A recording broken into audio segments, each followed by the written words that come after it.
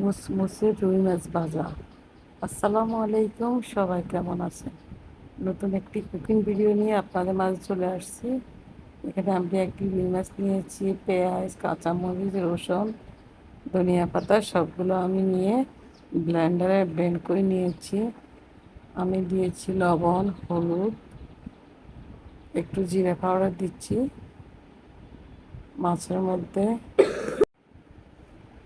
এখন দিচ্ছি আমার ব্লেন্ডারে ব্লেন্ড করা কাঁচামরিচ, ধনিয়া পাতা, পেঁয়াজ, রসুন, এগুলো আমি মাছের মধ্যে 2 টেবিল চামচ দিচ্ছি।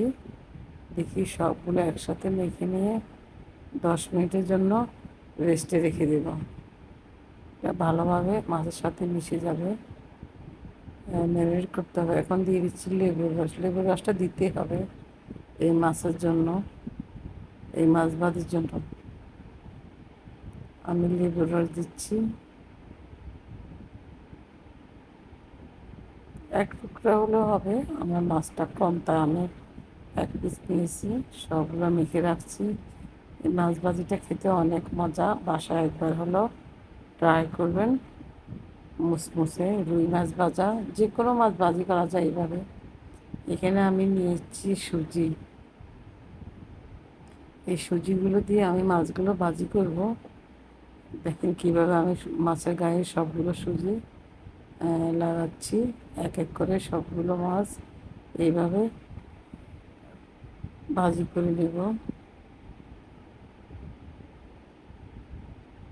আমি এইভাবে মাছ ভাজি তো সবাই পারি, সবাই করি খায়।